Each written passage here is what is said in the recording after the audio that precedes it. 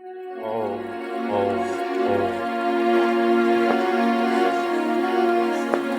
श्रीमद् भागवतम पुण्यम श्रीमद् श्रीमद्भागवतं पुण्यम् आयु आरोग्य पुष्टिदम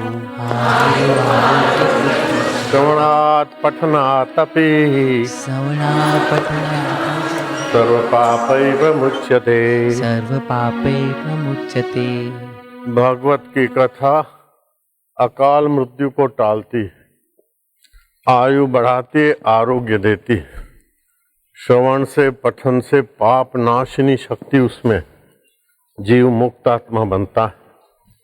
मुक्तात्मा तृप्तात्मा होता है। बिनु रघुवीर पद जिय की जरनी न जाई। परमात्मा पद के बिना जीव की वासना, जीव की आपाधापी, जीव की दौड़ धूप नहीं मिटती। चाहे सारी पृथ्वी का राज्य मिल जाए, सारी सुंदरता मिल जाए। उर्वशी कितनी सुंदर थी, फिर भी अर्जुन को देखकर मोहित हो गई और अर्जुन ने ना बोला तो गुस्से में आके श्राप दे दिया। तो स्वर्ग में है, इंद्रदेव उस पर मेहरबान है, इतनी सुंदरता की धनी है, फिर भी अतृप्ति नहीं गई। लेकिन भगवत सत्संग मिलने से शबरी भीड़न को तृप्ति, मीरा को तृप्ति है। कल बताया था बुंदेलखंड की निर्दोष बच्ची राजकन्या गुरुजी को बोलती है, क्या करते हो गुरुजी आप? बोले भगवान की पूजा करता हूँ। तो भगवान की पूजा से शांति मिलती है, भगवताकार वृत्ति होती है, दोष मुक्ति होती है, जीव तृप्त होता है, असली भगवान के स्वभाव को पा लेता है। तो गुरुजी वो भगवान मेरे को दे दो। गुरुजी ने टाला, लेकिन लगी रही तो गुरुजी परसों का वायदा किया। राजगुरु थे, हाथी पे चढ़ के गए नदी किनारे नहाने। नदी में अंदर गए, कहीं शालिग्राम मिल जाए, गोता मारा और हाथ में शालिग्राम आया तो विमला बोलती, मिल गए भगवान, मिल गए भगवान। वो गुरुजी तो अंदर है, पानी में है, उनको महसूस हुआ, लेकिन गुरुजी के साथ मानसिक संबंध। गुरुजी के हाथ में आए शालिग्राम और वो बोलती भगवान मिल गए। फिर सोने की पेटी बनाई, गुरु की भगवान की पूजा अर्चना जो ब्राह्मण गुरु ने बताई वो करती थी। शादी विवाह हुआ तो भगवान को लेकर गई और रास्ते में रात्रि विश्राम हुई, सुबह पूजा करने लगी तो उसके रंगरूट पति ने कहा, ये क्या है? बोले मेरे भगवान है, सर्वेश्वर है, परमेश्वर है, नहा के नहलाती हूँ, खिलाकर फिर खाती हूँ, ऐसे मेरे भगवान। अरे ये तेरा गोल मटोल भगवान, उठा के कुएं में डाल दिया। अब वो बेचारी राजकन्या क्या कहे। घर पहुंचे, पानी पी कर रही, 3 दिन बीत गए। सासू ने देखा कि मायके की याद आती होगी, लेकिन असली मायका भगवान की याद थी। मध्यरात्रि को उठ के चल पड़ी उसी कुएं के आगे के, प्रभु 3 दिन से आपको मैंने खिलाया नहीं तो मैं कैसे खाऊंगी, आपको भूख लगी होगी। अब शालिग्राम को क्या भूख लगती, लेकिन शालिग्राम पत्थर है गोल मटोल। भगवत भाव ने वहां भगवान प्रकट कर दिए। बोले मुझे भूख लगी है ऐसा नहीं, मुझे तू भूखी है इसलिए मुझे तेरा चिंतन हो रहा है। बोले प्रभु मुझे आपका चिंतन हो रहा है। अब प्रभु यहाँ भी है, लेकिन वहां जहां धारणा करो वहां प्रतीत होते। एक वृत्ति प्रभु की होती है, दूसरी अपनी होती है। लेकिन भावना थी, ज्ञान तत्व ज्ञान तो था नहीं, तो भावग्राही जनार्दन भगवान वहीं प्रकट हुए। भगवान ने कहा आ जा। बोले प्रभु मैं कुएं में कैसे आऊंगी? बोले डर मत, तू मेरे बिना तो खाती नहीं, तो मेरे बिना रह सकती? बोले नहीं मैं आ रही हूँ महाराज जंप। तो कुएं में पानी नहीं, दलदल नहीं, फूलों से भरा हुआ, और प्रकाश पुंज नारायण ने बोले अब तुम इस धरती पे रहने लायक नहीं, तेरे में भगवत भाव की दृढ़ता है, आदि दैविक और आध्यात्मिकता की दृढ़ता है, आदि भौतिक की दृढ़ता है, वो आदि भौतिक जगत में उलझते हैं। अब तुम मेरे धाम में चलो। आपका धाम कहाँ है? बोले ये पृथ्वी लोक है। इससे ऊपर चंद्रलोक है। ये चंद्रलोक नहीं, ये तो चंद्र ग्रह है। मेरे गुरुजी बोलते थे चंद्रलोक तक विज्ञानी नहीं पहुंचे, ये चंद्र ग्रह है, ये सूर्यलोक है। चंद्रलोक है, सूर्यलोक है। फिर ऊपर उसके आगे है अग्निलोक, जिसको विज्ञानी बोलते 400 करोड़ सूरज हैं, वो अग्निलोक। उसके ऊपर है गोलोक, साकेत लोक, सतलोक। वहीं चलना है। तो कैसे चलेंगे? तू चिंता मत कर। ये स्थूल शरीर वहां नहीं जाता, वास्तविक में सूक्ष्म शरीर और अपना चिद घन। यूं किया भगवान भी चले और वो भी उसके साथ चले, भगवान के धाम में चली गई। तो आपके अंदर कितनी शक्ति है कि गोल मटोल शालिग्राम से भगवान को प्रकट भी कर सकते हो और अग्निलोक पार करके भगवान के धाम में भी जा सकते हो। लेकिन ये भी पराकाष्ठा नहीं है। ये भक्ति मार्ग में भावना की ऊंचाई में अच्छा है। जय विजय भी रहते थे भगवान के लोक में। सनकादि ऋषियों का अनादर कर दिया तो उन्होंने श्राप दे दिया कि भगवान के लोक में भी तो राग द्वेष नहीं मिटा, जाओ तुम राक्षस बनो, दैत्य बनो। वही जय विजय हिरणाक्ष और हिरणाकश्यप बने, वही रावण और कुंभकर्ण बने, वही शिशुपाल और दंतवक्र बने। और सभी जन्मों में भगवान ने उनको फिर अपने सेवक हैं तो मार मूर के भी स्थूल शरीर से। वास्तव में कोई मरता नहीं। जैसे कोई भी वर्दी पहनी रंगमंच पे और छीन छीन के फिर दूसरी वर्दी पहना दी, ऐसा ही है। तो ये भय कभी नहीं करना कि हम मर जाएंगे, हमारा क्या होगा, बच्चों का क्या होगा, पति का क्या होगा, पत्नी का क्या होगा, दुकान का क्या होगा। ये तो लीला चलती रहती है। तरंग बनते रहते हैं, लहराते रहते हैं, बुलबुले लहराते रहते हैं। आत्मा नित्य है, परमात्मा नित्य है। और दो नहीं है, एक आत्माएं है, दूसरा एक परमात्मा है, अलग से नहीं है। जैसे एक कहीं पानी, कहीं बुलबुले, कहीं तरंग, कहीं झाग, कहीं भरवर, कहीं फलाना तट, कहीं फलाना तट, लेकिन है तो एक ही है। एक ही सोना है, अलग अलग गहने हैं, फिर भी सोना ही गहने के रूप में दिख रहा है। ऐसे ही वो सच्चिदानंद ब्रह्म आदि दैविक जगत में, आदि भौतिक रूप में वही दिख रहा है। ऐसा समझ के जो साधना करते हैं तुरंत विश्रांति पा लेते।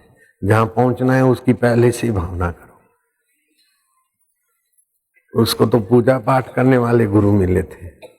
अगर लीलाशाह बापू मिलते हैं तो कुएं में जंप नहीं मारना पड़ता, और शालिग्राम ही भगवान है नहीं। श्वास अंदर गया तो ओम, बाहर आया तो अंतरात्मा भगवान से सीधा संबंध। ये तो शालिग्राम के थ्रू साकार भगवान के पास गई, और साकार भगवान जब तत्व ज्ञान देंगे लीलाशाह बापू का, तब होगा साक्षात्कार। तो विमला निर्मल तो थी, लेकिन आंसुमल से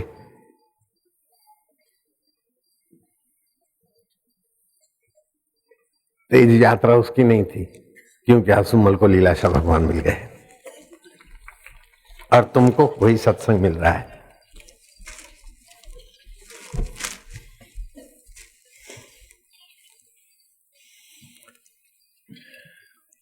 ये आंखों से दिखता है आदि भौतिक जगत है, इसके अंदर आदि दैविक सत्ता है, आदि दैविक जगत है, दिखता नहीं है। इन आंखों से, नाक से, कान से, जीभ से जो छुआ जाएगा अथवा मन और बुद्धि से जो भी पकड़ में आएगा, वो आदि भौतिक और आदि दैविक ही आएगा।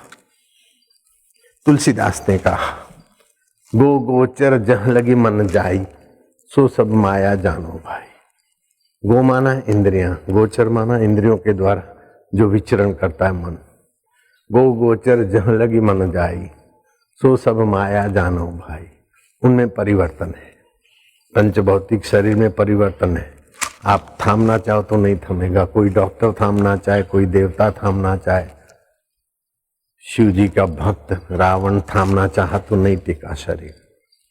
पंच भौतिक शरीर, मन, बुद्धि, अहंकार, ये बदलते रहेंगे। लेकिन इनकी बदलाहट को जो जानता है वो अभी भी ऐसे ही है जो कहते हैं। मिलेगा तो निहाल हो जाओगे, नहीं मिला तो भी ऐसे ही है। बचपन, बलराम के बचपन के सपने चले गए, शादी के दिन बीत गए, दुख और सुख के दिन बीत गए, लेकिन उन सबको जानने वाला बीता कि वही का वही है, वही का वही। अपने आत्मा को मैं मानने में क्या परिश्रम है, उसमें टिकने में क्या परिश्रम है। नहीं टिके हैं तो कठिन लगता, टिक गए तो लगता था कि अरे इतना आसान था, खाम खा परेशान हो रहे। आवाज न दो, आवाज दें तो भी क्या, न दें तो भी क्या, सारे आवाज जिससे आ आके चले जाते हैं वो नित्य है। ऐसी कोई त्रिभुवन में चीज नहीं है, वस्तु नहीं, व्यक्ति नहीं, जो बिना आत्मा के सत्ता के वो टिक सके या दिख सके। तुम्हारा हाथ भी तुम्हारी आत्मसत्ता के सिवा नहीं दिखेगा, तुम्हारा मन भी तुम्हारी आत्मसत्ता के सिवाय नहीं दिखेगा। और आत्मसत्ता को तो भगवान भी नहीं मार सकते, क्योंकि भगवान की आत्मसत्ता आपकी आत्मसत्ता दो नहीं है। घड़े का आकाश और महाकाश दो नहीं है। मरने का भय तो शरीर का है, और शरीर को मैं मानते हैं और वस्तुओं को मेरी मानते, इसलिए भय होता है। नहीं तो मृत्यु जैसी कोई चीज ही नहीं है, परिवर्तन है, बदलाहट है। जैसे का तैसा रहे तो परेशानी हो जाए। और एक बात और समझ ले कि हम जो चाहते हैं वो सब कुछ होता नहीं। चाहे बड़े से बड़ा राजा महाराजा हो, बड़ा तपस्वी हो, बड़ा संत हो, महापुरुष हो, जो चाहते हैं वो सब होगा नहीं। मैं चाहता हूं सबको साक्षात्कार करा दूं, नहीं होता है। मैं चाहता हूं मेरे को जैसे जल्दी मिला सबको मिल जाए, लेकिन नहीं होता, किसी किसी को होता है।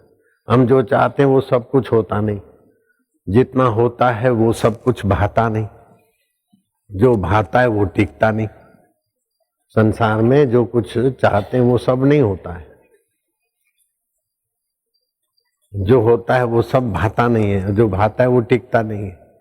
तो स्वीकार करना पड़ेगा कि कुछ होता है, कुछ नहीं होता है, कुछ भाता है, कुछ नहीं भाता। लेकिन ये सब हो के बदलने के बाद भी जो नहीं बदलता है वो मेरा अमर आत्मदेव ही सार है। उस सार का ज्ञान पाले, बाकी इसमें यथा योग्य व्यवहार करे तो जीवन मुक्त हो जाएगा, जीते जी मुक्त हो जाएगा। फिर दुखद प्रसंग में आपको दुख दबाएगा नहीं, बाहर का सुख तुमको आकर्षित नहीं करेगा। वशिष्ठ ने 100 बेटों को जन्म दिया, विकार में आके नहीं, प्रारब्ध था, व्यवस्था थी। याज्ञवल्क्य की 2 पत्नियां थी, मैत्री और कात्यायनी, और जनक राजा के गुरु बने। दशरथ राजा की 3 पत्नियां थी, लेकिन फिर भी भगवान के पिताजी बन गए। तो आप अपने को कोसो नहीं कि हम तो क्या करें, पाप में पड़े हैं, माया में पड़े, गृहस्थी में पड़े हैं। तो तुम्हारे को तो 1 पत्नी दशरथ राजा की 3 थी और भगवान के बाप बन गए। याज्ञवल्क्य की 2 थी, जनक के गुरु बन गए। उसका मतलब ये नहीं कि तुम 3 और 2 के दलदल में पड़ो, लेकिन अपने को ऐसा कोसो नहीं।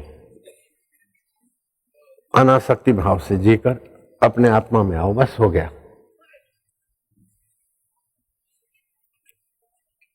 युधिष्ठिर ने पूछा कि हमारे जैसे ग्रस्त में जिए हुए रहे हुए व्यक्तियों के लिए सदगति, मुक्ति, परमात्मा प्राप्ति कैसे हो? अब भीष्म पितामह ने बताया कि आय का 5वां हिस्सा माना 20% अथवा कम आय है, व्यवस्था नहीं संभालती तो 10% सत्कर्म में लगाना चाहिए। समय का 10 या 20% एकांत में 2-4 महीने में निवृत्ति परायण संतों के यहाँ रहना चाहिए, आपाधापी के वातावरण से अलग थलग होके। तो जहां देर सवेर जाना है उसका अभ्यास गृहस्थ जीवन में करना चाहिए। एक दिन तो सब छोड़ के जाना है, तो कुछ कुछ समय छोड़कर एकांत में जाना चाहिए। अभी वो अमेरिका के साधक आए, उसकी पत्नी बोलती मुझे मौन मंदिर में रहना है, वो बोलता मुझे भी रहना है। तो मैं खुश हुआ। आनंद के आइसक्रीम की फैक्ट्री थी, अभी अमेरिका में रहते हैं, तो अभी अभी रास्ते में मिले।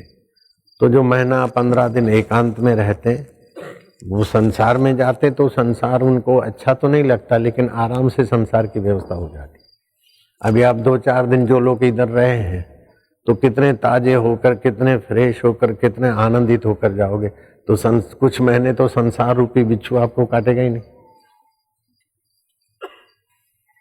जैसे नेवला और सांप की युद्ध होती है, तो नेवले के डंक से सांप परेशान, सांप के डंक से नेवला परेशान। मौका पाकर नेवला खिसक जाता और बूटी सूंघ के आता, फिर भिड़ता है सांप से। अभी अखबार में आया कि एक सांप को 3 नेवलों ने घेर लिया।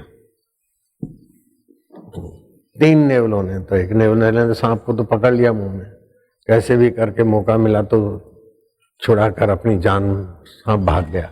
सांप के फोटो भी आए थे, नेवले के फोटो भी आए थे। तो नेवला कभी कभी जाकर बूटी सूंघ के आता, फिर सांप से भिड़ता है। ऐसे संसार रूपी सांप है और जीव रूपी नेवला है।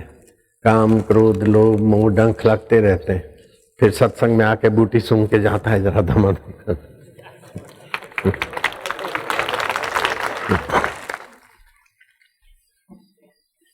फिर डंक लगते, फिर बूटी सूंघता। बूटी सूंघना अलग बात है, लेकिन बूटी का उद्गम स्थान देकर वहीं गोता मार के सबका बाप बन जाना, ये ब्रह्म ज्ञान की महिमा है।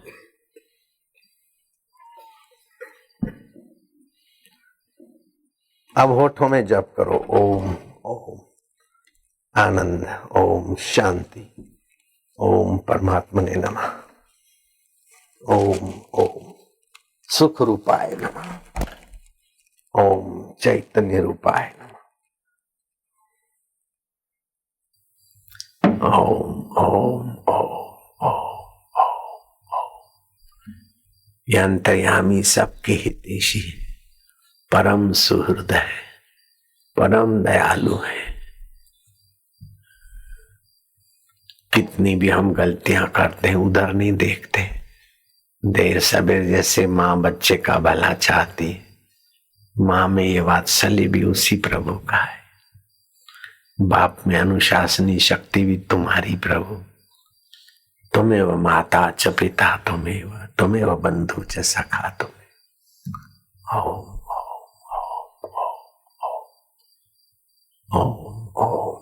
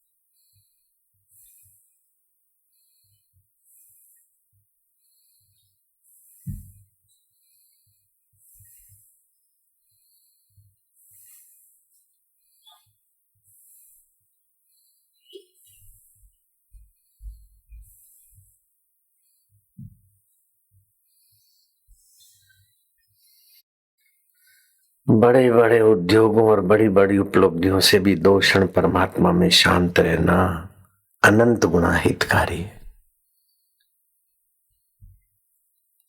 उद्योगों की वस्तुएं तो तुम्हें आसक्ति, भोग और खिंचाव देकर घुमाएगी, लेकिन परमात्मा में शांत रहने का स्वाद मरने के बाद भी तुम्हें परमात्मा की शांत रस में ले जाएगा, ज्ञान स्वभाव में ले जाएगा।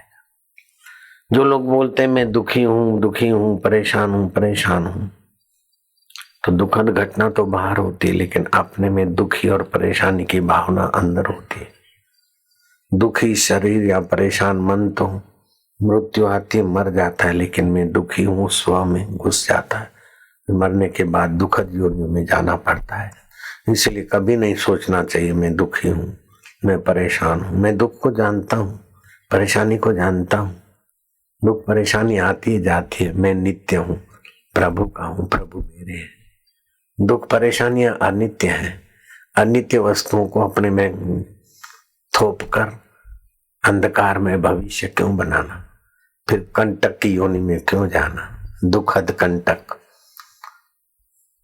ये सड़क के किनारे जंगली बबुल कितना दुखद होता है। मैं दुखी हूं सोचने वाले ऐसी योनियों को पाते होंगे शायद। मैं भगवान का हूं, आनंद स्वरूप का हूं। दुख मन में आता है, बीमारी शरीर में आती, मैं इसको जानता हूं, ये बदलती है। मैं अबदल आत्मा का हूं, परमात्मा का हूं, परमात्मा मेरे हैं। ओम ओम ओम ओम। जो जरा जरा बात में दुखी हूं और रोते रहते ने, उनका दुख मिटना कठिन हो जाता है। लेकिन धैर्य धार करके हंसते रहते, दुख भी स्वप्ना सुख भी स्वप्ना, उसको जानने वाला मेरा परमात्मा अपना, वो सचमुच में संसार में सफल हो जाते। मैं सफल नहीं होता हूँ, सफल नहीं हो, सफलता की चाह वाले विफल होते हैं, लेकिन भगवान की चाह वालों के चरणों में सफलता अपने आप आती। जो संसार में ज्यादा भोगी और सफल होना चाहते हैं, गुरु के द्वार पर भी भटकते रहते।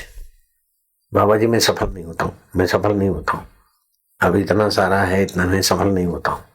तो फिर जाओ, नहीं होना। नहीं नहीं, अच्छा है तो अच्छा हो जाता है। मेरे को यश नहीं मिलता, यश उसी का होता है जो यश के योग्य होता है।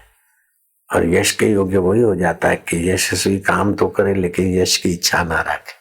जो यश की इच्छा रखता है उसका यश क्यों होगा? वो तो आसक्त हो जाएगा यश में। तो भगवान की कृपा है। यश चाहते हो और नहीं मिलता है तो यश चाहते हो ना तो तुच्छता है।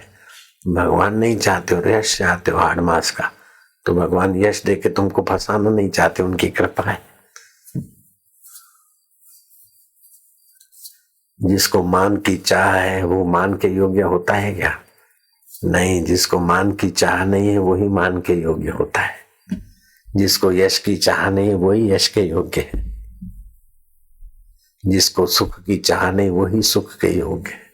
जो दूसरों को सुख देता है, अपने सुख की चाह नहीं, वो सचमुच में सुख के योग्य हो जाता है।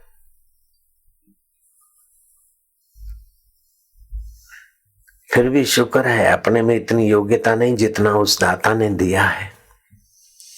और हमको जो लोग जितना अच्छा मानते हैं, मेरा भैया अच्छा है, मेरी पत्नी अच्छी है, हम उतने अच्छे नहीं होते हैं जितने लोग हमको अच्छा मानते हैं। और हम जितना सारे बुरे होते हैं उतना बुरा हमें लोग नहीं मानते। ये भगवान की सुंदर व्यवस्था है। लेकिन गलती ये है कि हम अपने को अच्छा ही सुनना चाहते, क्योंकि हमारा मूल स्वरूप अच्छे से जुड़ा है। इसलिए कितने भी बद्दे हों फिर भी अच्छा ही जानते हैं। हमें कोई अच्छा कहता है तो अच्छा लगता है, बुरा कहता है तो अच्छा नहीं लगता। वास्तव में बुराई हमारी नहीं है, बुराई अष्टधा प्रकृति की है, स्थूल शरीर, मन, बुद्धि और अहंकार की। कर्म करे लेकिन ईश्वर प्रीति के लिए करे, उसके कर्म योग बन जाता है। भक्ति करे लेकिन अच्छा कहलाने के लिए अथवा कुछ पाने के लिए नहीं, भगवान की प्रीति के लिए, उसका भक्ति योग हो जाता है। ज्ञान सुने लेकिन वो ज्ञान दूसरों को सुनाने के लिए कथाकार न बने। ज्ञान भगवत तत्व का पाकर अपने देह का, अष्टधा प्रकृति का अहम बाधित कर दे। बाधित क्या होता है? जैसे रस्सी में सांप दिखा लेकिन बैटरी मारी तो सांप बाधित हो गया, रस्सी दिखी। दूर से अभी भी सांप लगेगा लेकिन अपने दिमाग से बाधित हो गया, मूल वस्तु जान ली। तो जो आरोपित था वो उसका बाध हो गया।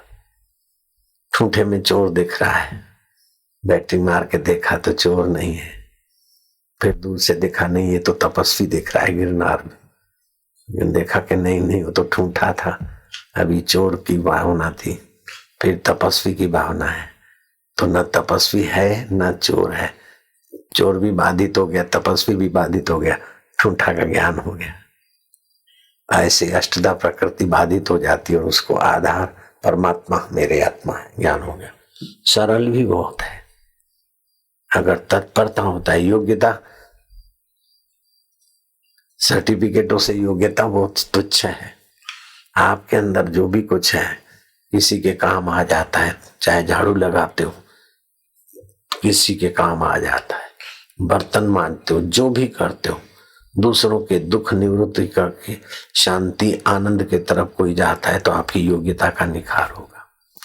अपनी जो भी योग्यता है परहित में लगा दो तो आपका कर्म योग हो जाएगा। जो भी भावना है भगवान के प्रति लगा दो, वो भक्ति योग हो जाएगा। जो भी ज्ञान है वो ईश्वर के संबंध में लगा दो, ज्ञान योग हो जाएगा। चाहे अनपढ़ हो, चाहे एकदम गंवार हो, गडरिया हो, घेटे चराने वाले भी बड़े महापुरुष हो गए। हाली पांव हल चलाते। गोरखनाथ ने कहा जो मन में आया मत करना, बस इतनी बात मान ली, महापुरुष हो गया। 84 सिद्धों में हाली पांव का नाम आता है। महामूर्ख था, गुरु की आज्ञा मान ली, जो मन में आए वो मत करना। ये कथा पहले सुनाई हुई है, कैसेट है। मन के दास मत बनो। ओम ओम प्रभु जी, ओम ओम प्यारे जी, ओम ओम मेरे जी, ओम ओम गुरु जी, ओम ओम आनंद। ध्यान करके जोर मत मारो, बस प्यार में बहते जाओ। ये तपस्या नहीं है, ये सहज योग है, सहज भक्ति, सहज ध्यान, सहज ज्ञान है। ओम ओम आनंद, ओम माधुर्य, ओम सच्चिदानंद चैतन्य, ओम ओम वासुदेव, ओम ओम।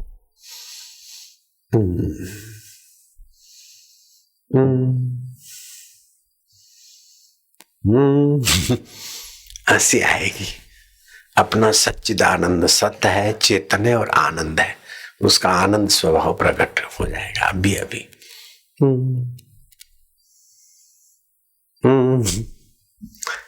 श्री कृष्ण ने यशोदा के कान में कहा उमना ओम। यशोदा कहती है यशोदा और कृष्ण अभी तुम्हारे साथ है। भगवान को यश देने वाली बुद्धि का नाम यशोदा है आध्यात्मिक अर्थ में। जो आध्यात्मिक अर्थ नहीं समझते उनके लिए फिर ये पौराणिक कथा है। माँ यशोदा है, बेटा कृष्ण है।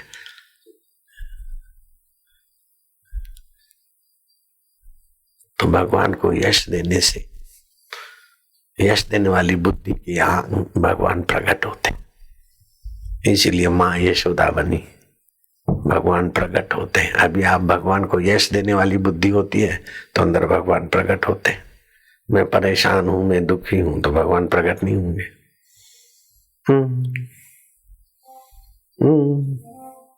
भगवान को यश देने वाली बुद्धि का नाम यशोदा है और बुद्धि को जानने वाले अंतरात्मा चैतन्य का नाम कृष्ण है, जो सबको कर्षित, आकर्षित, आनंदित करता है। बुद्धि को भी आकर्षित करता है आत्मा, मन को भी आकर्षित करता है। जहां आनंद आता है वहां खींच के चले जाते हो, इसलिए वो आत्मा का नाम कृष्ण भी है। श्री कृष्ण का अवतार हुआ तब से लोग कृष्ण की भक्ति करते हैं, ऐसी बात नहीं। वेदों में पहले से ही कृष्ण शब्द की महिमा है। कर्षति आकर्षति थी कृष्ण, जो कर्षित कर दे, आकर्षित कर दे, आनंदित कर दे, आह्लादित कर दे, वो चैतन्य परमात्मा का नाम कृष्ण है। ऐसे ही राम जी के अवतार के बाद लोग राम की भक्ति करते, ऐसी बात नहीं है। राम के पिता, दादा, दादा के दादा, परदादा के परदादा राजा, रघु राजा राम राम जपते। वेदों में राम नाम की महिमा राम जी के पहले है। जैसे अपने बेटे का नाम कोई राम जी रख दे, राम रख दे, ऐसे ही दशरथ ने नाम रख दिया रमनते योगी यस्मिन् स राम। जिसमें योगी लोग रमन करते वो अंतरात्मा परमेश्वर का नाम राम है। राम राम ओम, हजार हजार नाम है भगवान के।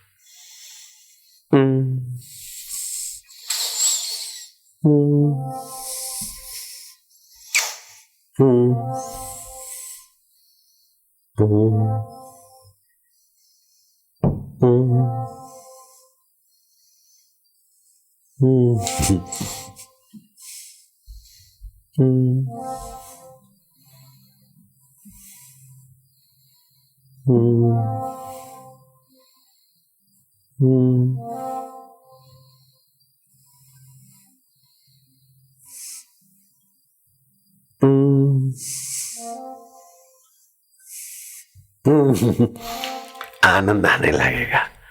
भगवान प्रसन्न है, भगवान हमें स्वीकार कर रहे हैं, इसलिए हमारे हृदय में अपनी प्रसन्नता आ जाएगा।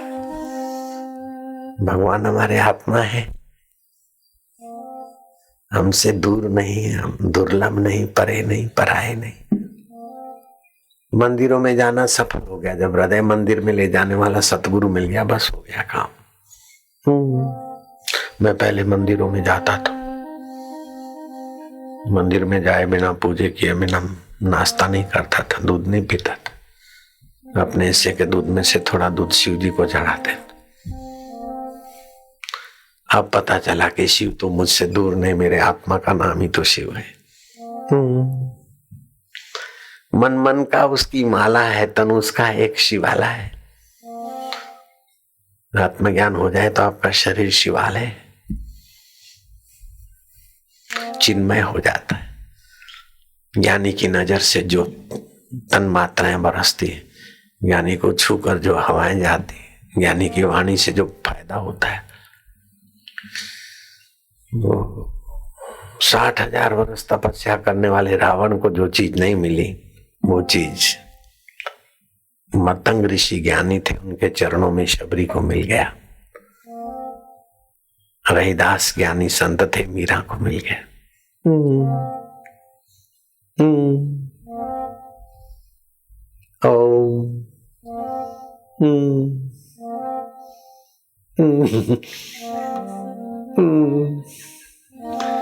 जाम पर जाम पीने से क्या फायदा, रात बीती अभागी शराब सुबह सत्यानाश करके उतर जाएगी।